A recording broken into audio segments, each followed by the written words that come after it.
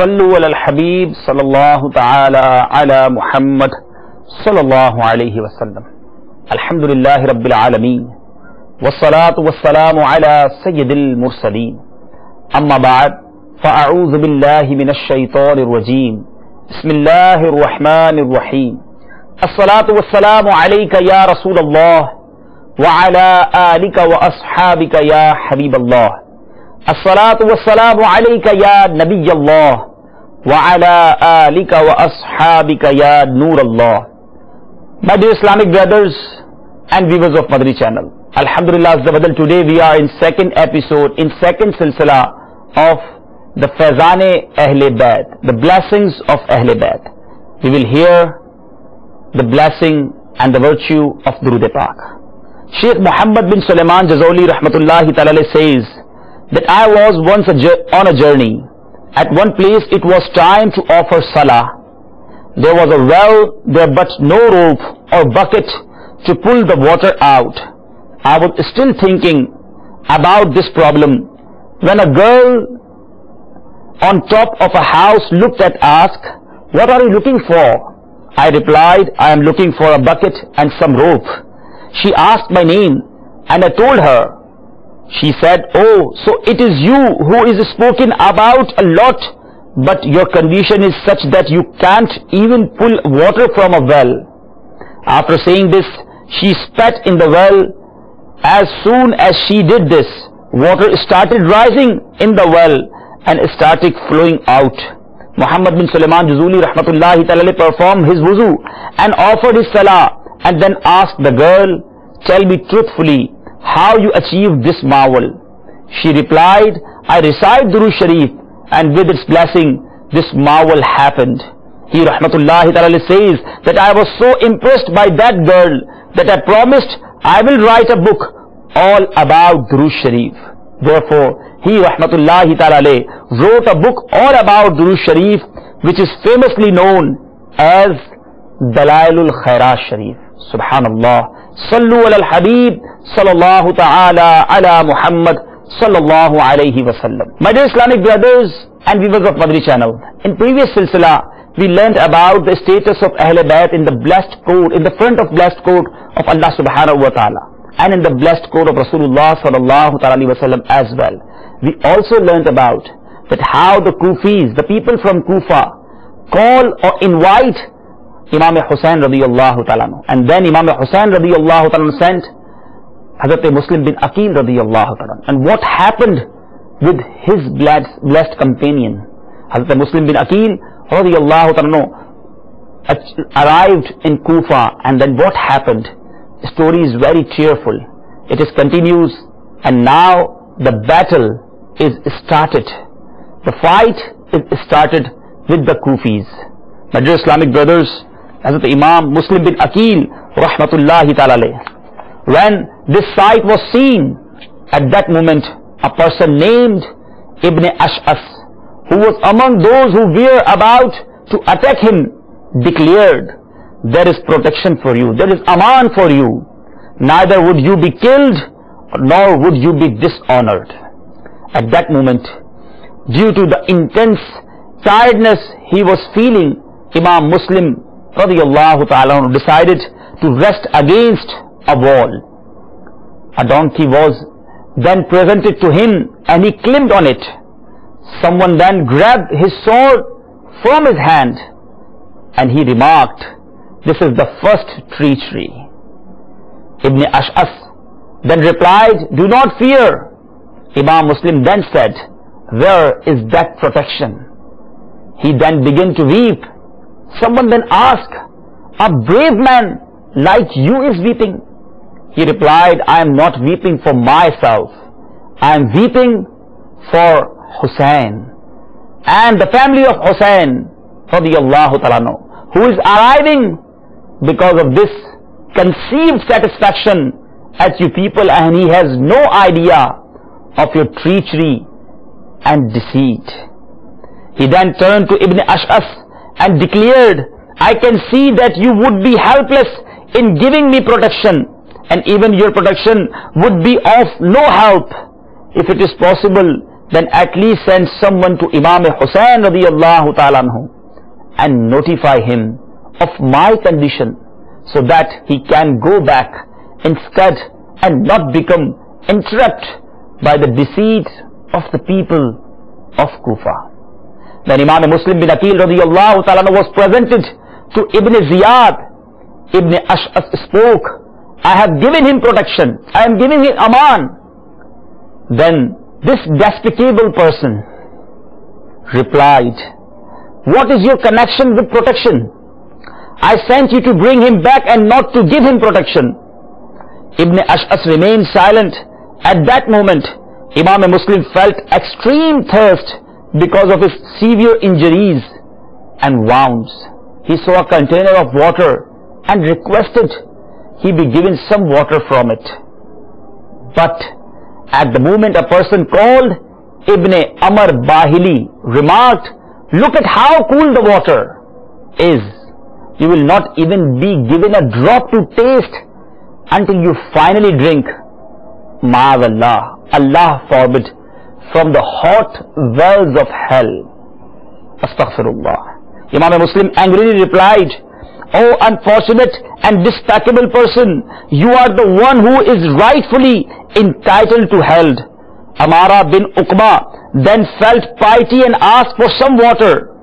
He then presented it Imam Muslim, yet as Imam Muslim took it near his mouth, he saw that it was blood.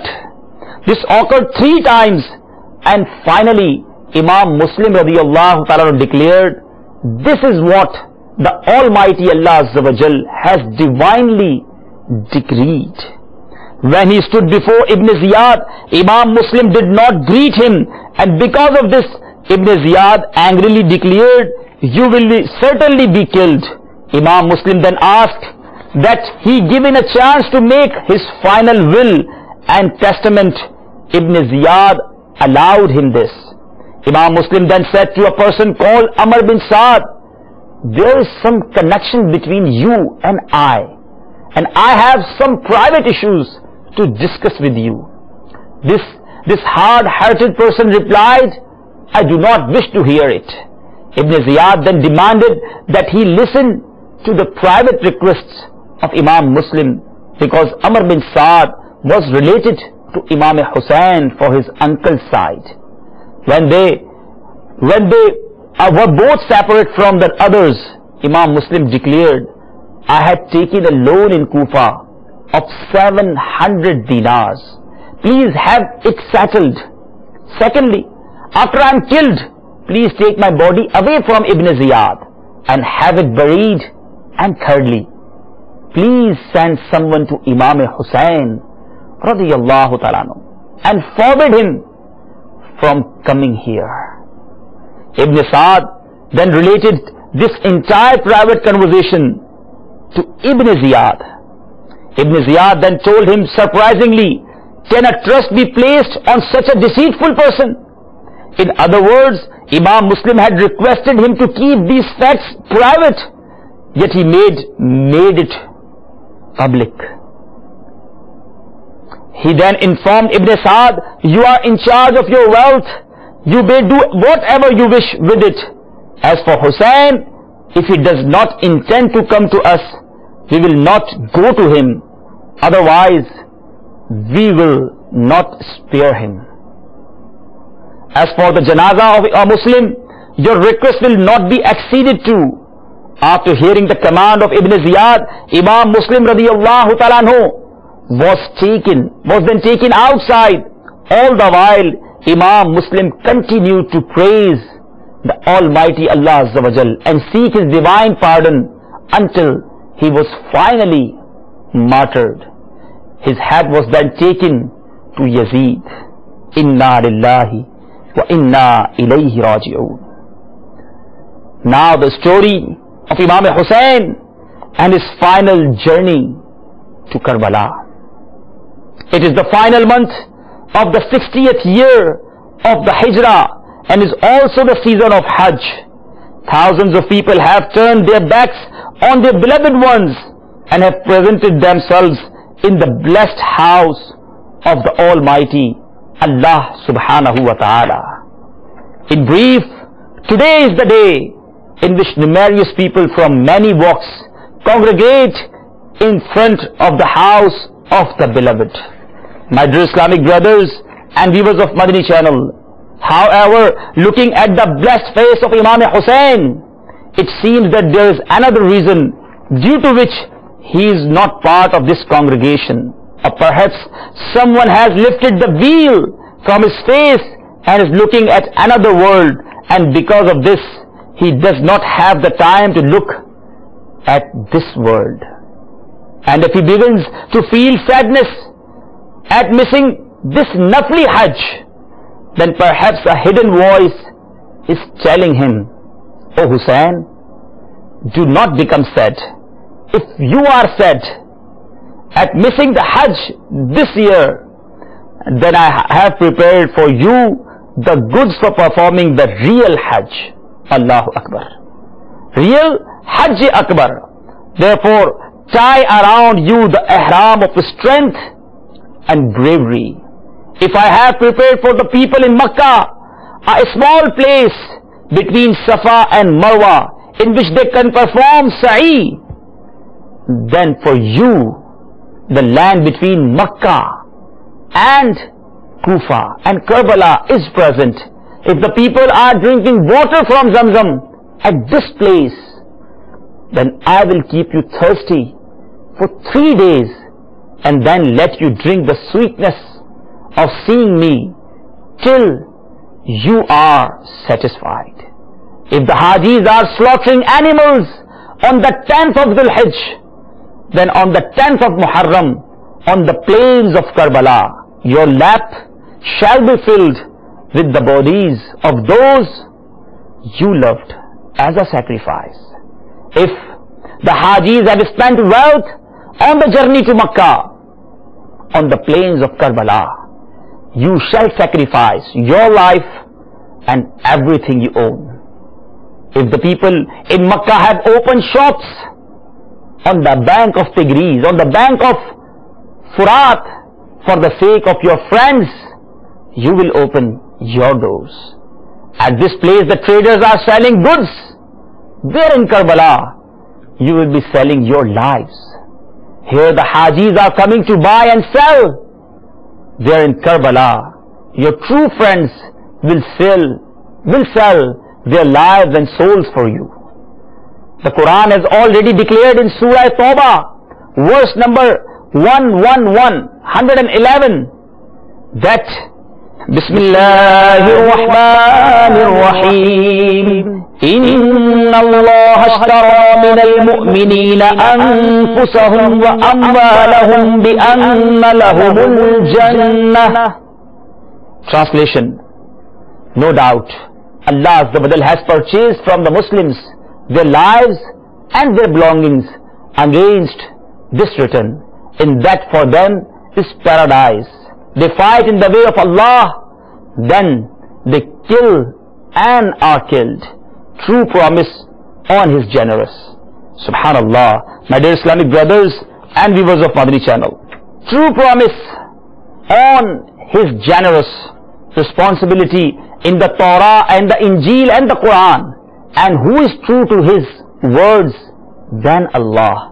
Rejoice then in your trade which you have done with Him, and it is this which is the great triumph.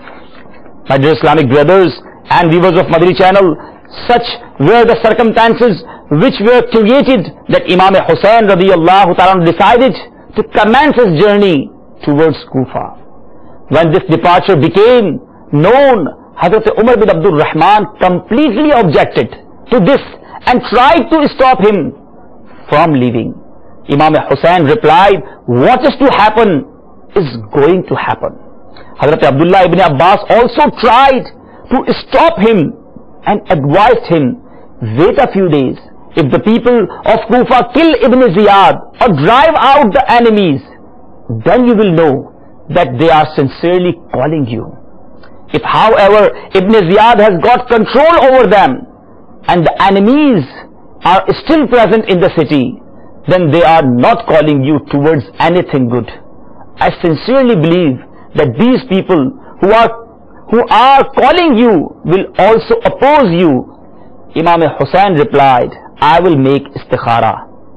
Again, after a while, Hazrat Abdullah ibn Abbas arrived.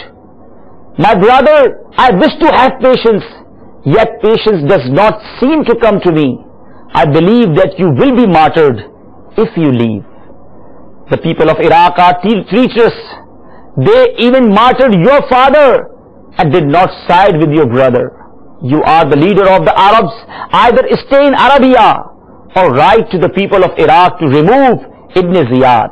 If this happens, then you may leave. On the other hand, if you wish to depart, then go to Yemen. There are forts, there are also valleys, and the land is spacious and wide. Imam Hussain radiyallahu ta'ala then replied, my dear brother, I swear by Allah that you are genuinely concerned. However, I have made up my mind. He was then asked to leave the women and children behind, and even to this he was not agreeable. Hazrat Abdullah ibn Abbas then began to weep. In like manner, Hazrat Abdullah ibn Umar also tried to stop him. Yet again he did not agree. Hazrat Abdullah ibn Umar then kissed his forehead and declared, O that person who is to be martyred, I leave you in the divine care of Allah subhanahu wa ta'ala. In the same manner, Hazrat Abdullah ibn Zubair also tried to stop him. Imam Hussain replied, I have heard from my father that because of a single ram, Makkah would be disgraced, invaded and dishonored. I do not wish to be that ram. While on the journey, he received a letter from his cousin, Hazrat Abdullah ibn Jafar Tayyar, who informed him that he would also be joining them. Hazrat Abdullah also requested the governor of Makkah, Amr bin Sa'id, to personally write to Imam Hussain and inform him that as a governor, he was pledging to safety of Imam Hussain as long as he remained in Makkah. He also sent his brother Yahya bin Sa'id radiyallahu ta'ala to bring Imam Hussain back. Yet both of them proved unsuccessful. Imam Hussain also declared to them, I have seen the Holy Prophet in a dream, and I have been given a command which I have to obey, whether I stay or I go. When they asked him about this dream, he replied, as long as I am alive, I will never reveal this to anyone. Thereafter he continued on his journey. Sallu ala al-Habib, sallallahu ta'ala ala Muhammad, sallallahu alayhi wa sallam. सबने की अर्ज के शहज़ादा हैदर मत जा ए हुसैन इब्ने अली सिब्त पैगंबर मत जा सदमे वहाँ पहुँचे अली और हसन को क्या क्या सदमे वहाँ पहुँचे अली और हसन को क्या क्या जाना कूफा का तो हर गिज नहीं बेहतर मत जा गुल शादाबे नबी अपने चमन से न निकल नाज़नी फूल है तू कांटों के अंदर मत जा बुसईद इब्ने उमर जाबिरो इब्ने अब्बास था यही कलेमा सब असहाब के लब पर मत जा और बेदल उस शाह को मक्तल में कज़ा ले ही गई बेदल उस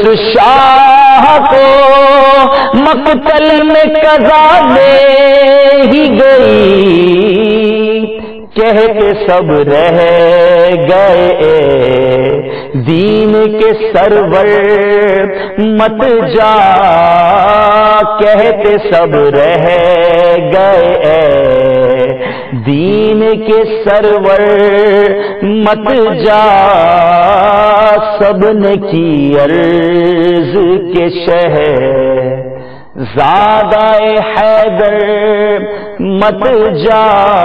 सल्लु अलल हबीब सल्लल्लाहु तआला अला मुहम्मद सल्लल्लाहु अलैहि वसल्लम। It is stated that when the news was heard of Imam Husayn's radiyallahu ta'ala departure by his younger brother Imam Muhammad bin Hanafiya, at that time he was making wudu using water from a dish. It is said that the entire dish was filled with his tears.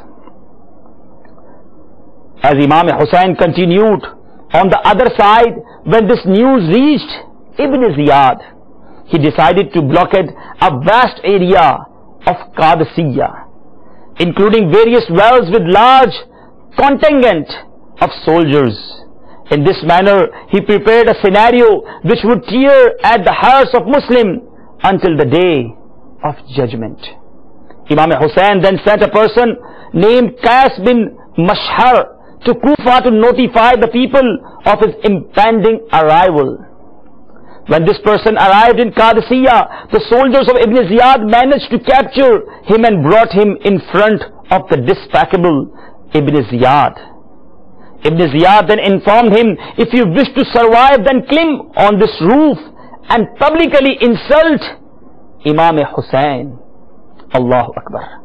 When he heard this person who had sold his life and soul for the blessed family of the Prophet climbed on the roof, and after praising the Almighty Allah Azza wa Jal, he declared publicly, today Hussain is the best creation which lives. He is a piece of the heart of the blessed daughter of the Holy Prophet Sallallahu Ta'ala Alaihi Wasallam, namely Fatima Zahra. He is the coolness for the eyes of Hazrat Ali Karramallahu Ta'ala Wajhul Kareem, and a means of peace for his heart. I am his representative, therefore obey him and his command. He then declared, may there be a curse on Ibn Ziyad and his father. Finally, at the command of Ibn Ziyad, he was thrown off the roof and became shaheed. Allahu Akbar. My dear Islamic brothers and viewers of Madani channel, at that time it seems that this person who was being oppressed was declaring to Imam Hussain in his final moments the following prayer: तेरे इश्क के जुर्म में मुझे कत्ल कर रहे हैं, इसलिए शोरो होगा है, तू भी छत पर आके देख के बहुत खूब नजारा है. I am being killed because of the crime of loving you. Because of this, there is commotion and turmoil. You also come on the roof and see what a beautiful sight it is. My dear Islamic brothers and viewers of Madani channel, as this caravan moved further, they met a representative from Ibn Ash'as who was sent with the specific purpose of fulfilling the final requests of Imam Muslim. When they heard of the martyrdom of Imam Muslim, some people among the caravan advised Imam Hussain that he should immediately go back. However, the remaining members of the family of Imam Muslim replied, we will never return. We will either take revenge for this or we will finally meet Imam Muslim radiyallahu ta'ala. Imam Hussain replied, after you, what is the value of life? After this, he addressed the people who were with him. The people of Kufa have deserted us. Therefore, whoever wishes to leave may do so. We will not feel aggrieved by this. The reason he was advising them for this was because when they had joined him in Makkah, they were of the opinion that the people of Kufa had already shown allegiance to him. After this, except for a few people who had joined him in Makkah, most of the people went back. They then met a Bedouin who informed them, we should be going towards the sword and battle by the life of Hussein, returned to him. They replied, whatever is to happen will happen. Now, the arrival of Hazrat Hurr radiyallahu ta'ala anhu. During midday, as Imam Hussein passed by the area of Sharaf, a person suddenly cried out loudly, Allahu Akbar. He asked as to what it was, and someone said that it seemed like there was some date orchards in front. Two people from the Bani Asad replied that there were no dates to be found at this place. He then asked as to what it was and was told that perhaps they could be rider. He informed them that he also thought they were riders. He then asked them whether there was some shelter nearby from where they could defend themselves against anyone who attacked them.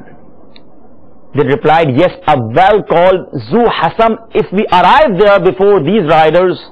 As this conversation continued, the riders arrived and Imam Hussein was the first to take the high ground on the mountain. As these riders came nearer, they realized that it was a person called Hurr, who was sent as an officer of this expedition to capture and bring back Imam Hussein radiyallahu ta'ala to Ibn Ziyad. He had an army of nearby nearly 1,000 men.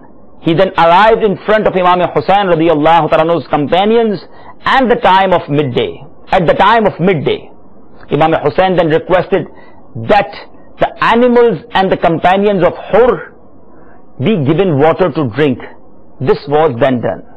When the time for Zuhr Salah arrived, Imam Hussein radiyallahu ta'ala informed the Muazzin to give the Azan. He then informed these people who had arrived, I have not come at my own pleasure. I have come because you people have requested me to come by the numerous letters and various representatives. If you are satisfied by this, then let me enter your city, or let me go back. No one replied. He then informed the Muazzin to give the Iqamah. Imam Hussein then asked Hurr to lead the Salah for his men. However, Hurr replied, no, you lead the Salah and we will be those who follow. After the Salah, everyone went back to their positions and Imam Hussein decided to address them.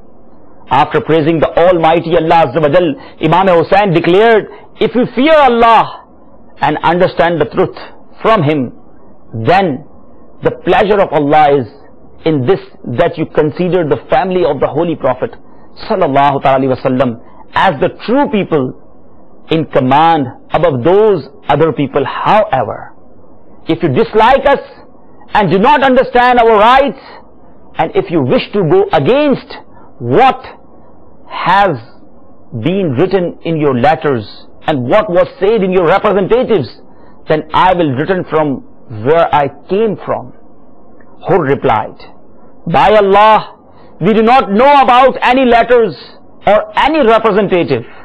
Imam Hussein then placed 2 sacks of letters in front of him. Hurr then declared, I am not of those who have sent any letter. I have been given instructions that when I find you, I am to bring you to Kufa in front of Ibn Ziyad. Imam Hussein radiyallahu ta'ala angrily replied, your death is near and you speak like this. He then instructed his companions to return. Hurr then tried to stop him. Imam Hussein again angrily replied, may your mother cry over you. What do you want? Hurr replied, by Allah, if there was anyone else in Arabia who had used these words against me, I would have insulting words against his mother. However, I cannot take the blessed name of your mother on this occasion. Imam Hussein then asked him what his intention was, and he replied, I have to take you to Ibn Ziyad. Imam Hussein replied that he would never go, and Hurr replied that he would never leave him. As this conversation grew, Hurr finally informed Imam Hussein I cannot be separate from your party during the day. Yes, during the night, you could excuse yourself to a distance because of the females, and while it is still night, you could escape. I will write some excuse to Ibn Ziyad. Perhaps in this manner, I will be safe from committing such acts which would not be pleasant.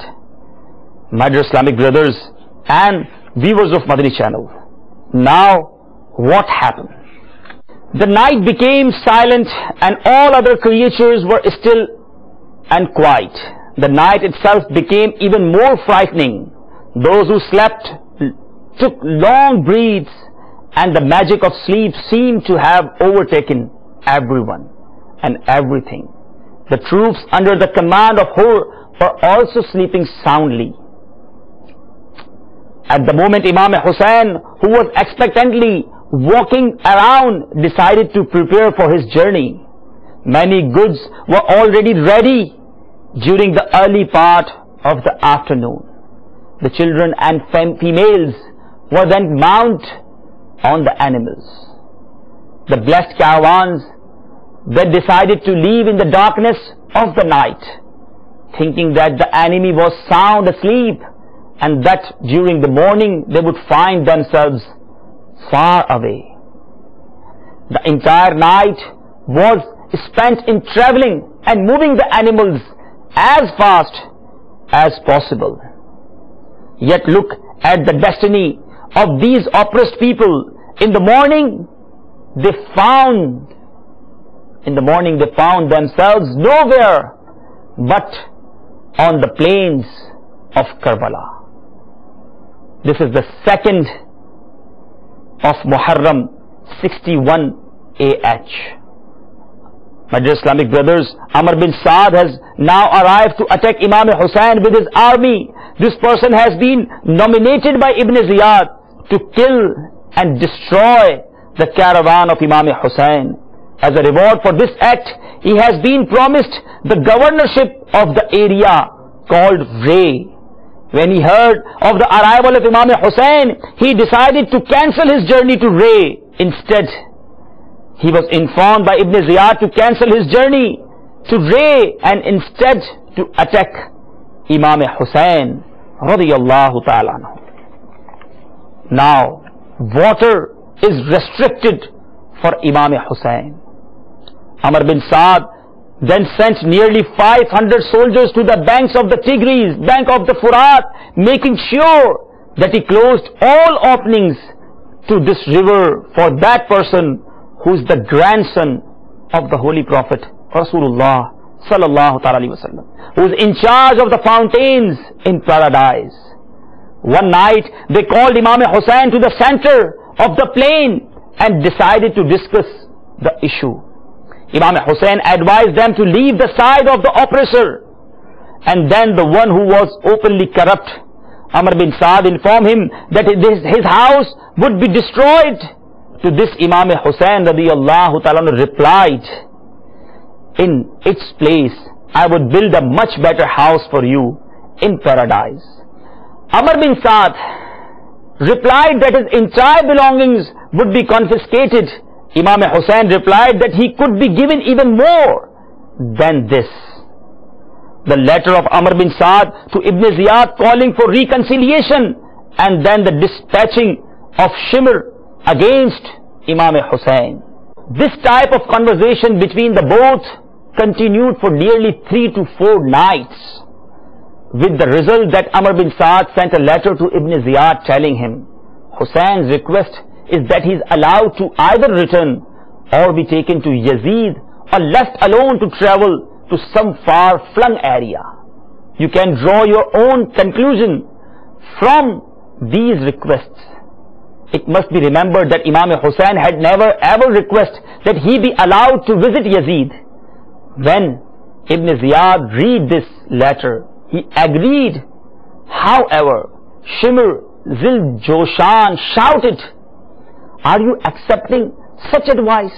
By Allah Azza wa Jal, if Hussain leaves without adhering to any of your commands, then he would become powerful and strong, and for you, there would be disgrace and ignominy. Not only this, he would also leave your area of control. However, if you forgive, it is your mercy, and if you punish him, you are in charge. I have also heard that every night there is a private meeting between Amr bin Saad and Hussein radiyallahu ta'ala.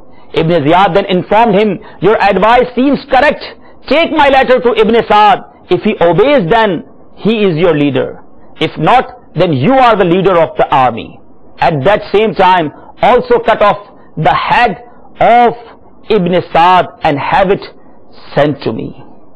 My dear Islamic brothers and viewers of Madani channel, then he sent a letter to Ibn Saad telling him, I did not send you to Hussein so that you could favor him or give him hope, give him a chance or intercede for him. Listen, tell Hussein to obey me. If he accepts, then allow him to come here in my obedience. Otherwise, kill him and his companions.